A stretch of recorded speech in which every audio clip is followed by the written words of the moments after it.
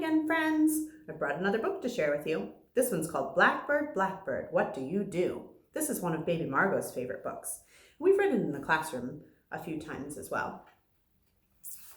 It's written and illustrated by Kate McLelland.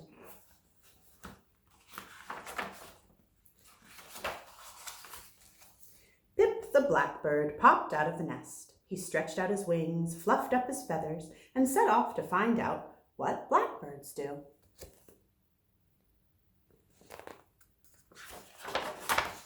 He glided down to the edge of the river where he met Heron.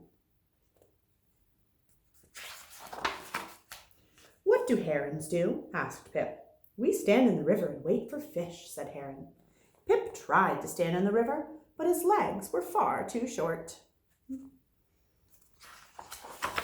"I'm not very good at that," thought Pip. So he flew to the forest, where high up in a tree he found Owl.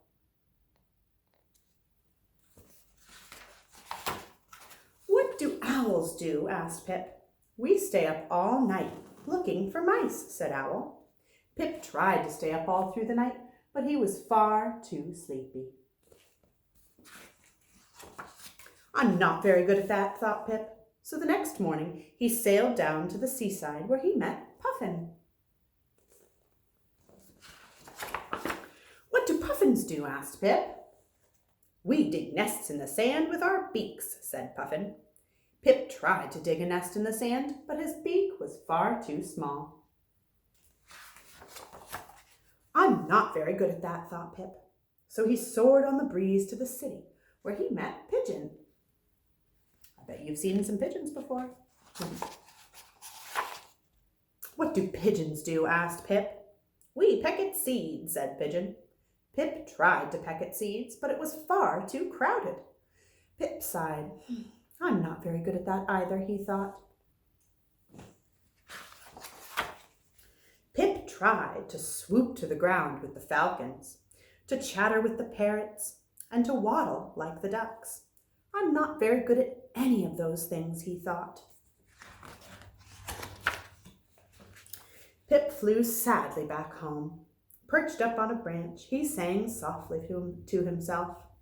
Would he ever find something he could do?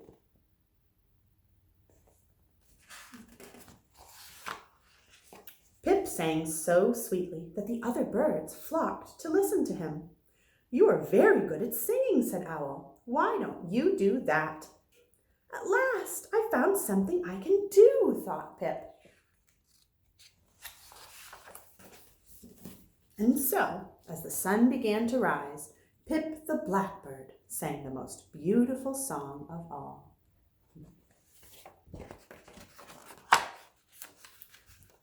Check out Pip's friends and some of the other birds.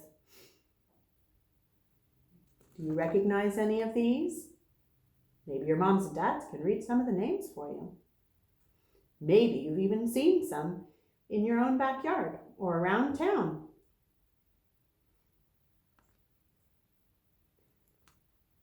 Happy reading, folks. We'll see you again soon.